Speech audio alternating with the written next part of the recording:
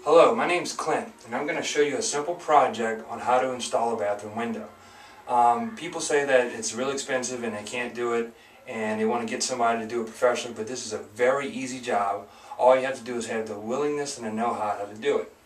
Now, what happened here, the previous homeowner had a brick paver right here, or actually it was a tile setting, so you couldn't see out this window. And this was just a ledge, the whole soap and whatnot. So what we did is we knocked this out and temporarily put a backing on it to prevent anything from coming in. And all this is back here is soffit guards that would go underneath your house, and that would prevent anything from going in your attic. So we just laced it up and gave it a temporary construction until we was able to get the window. Now the good news is we got a window from our local improvement store, and we only paid 45 bucks for it. This window ran about $120, $130 regularly, but we got it on a discounted sale. So if you get the window and just the little tools around the house, you can replace this window or the opening that was already here with a nice new window, and eventually we're going to knock this out and make an opening into our bathroom.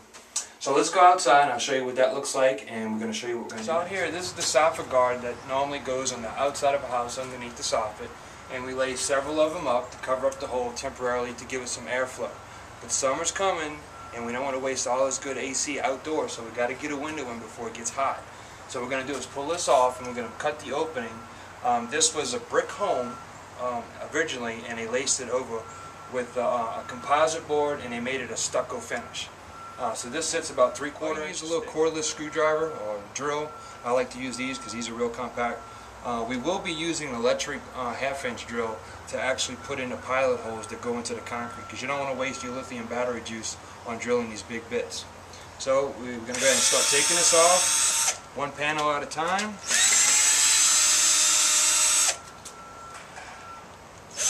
Alright, so if you don't know or not sure how far over to go, it's real simple to do this. All you got to do is take your tape measure and stick it behind the wall and to see where the brick is at. Take that measurement and transfer it to the outside of the wall, so that way you'll know where the actual cinder block wall begins. So once you get all your marks all the way around it, and I've done this up here, which is 14 from here, and 14 inches to here. I took all these measurements and transferred to the outside of the wall. Once you do that with your tape measure and your pencil, you just want to come back with your level, and you can either pop a line and use a chalk line or use a regular level and pencil. I find this way easier in this application because I don't need to pop a large line. And just score that.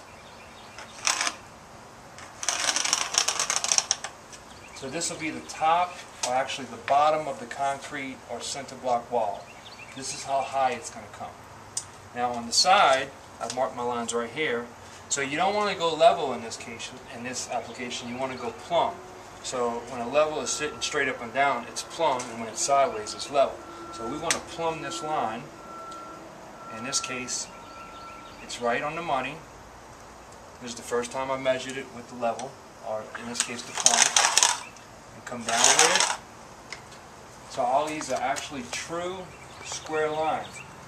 Now to even take it a step further, you can get a speed square, or just a regular true angle, or a regular framing square to make sure that the lines are actually squared. Now every corner should be right.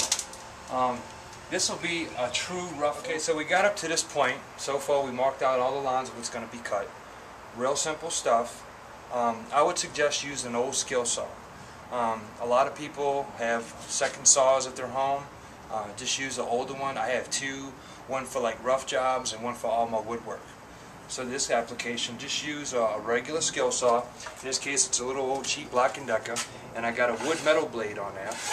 So this is going to allow me to cut through the concrete, or actually the mortar mix that holds up this wall, and it's going to cut through the backing, which is made of this metal. It's a wire mesh that we actually will be cutting through.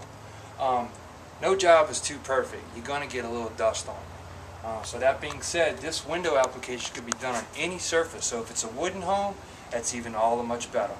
In this case we got the stucco, so we have to deal with that.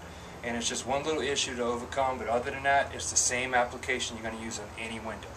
I would highly recommend using safety glasses for this. $2, you don't want to take your eyes for granted.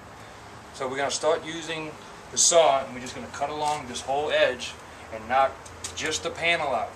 And remember, we're cutting through the stucco, so we only want to go as thick as the stucco is. We want to stick out maybe 1/2 the blade on the other side of the wall. So you don't want to set this real deep, because otherwise you'd be cutting into the wood and it's going to be that much harder for the saw to work. So you only want to go as thick as the stucco is.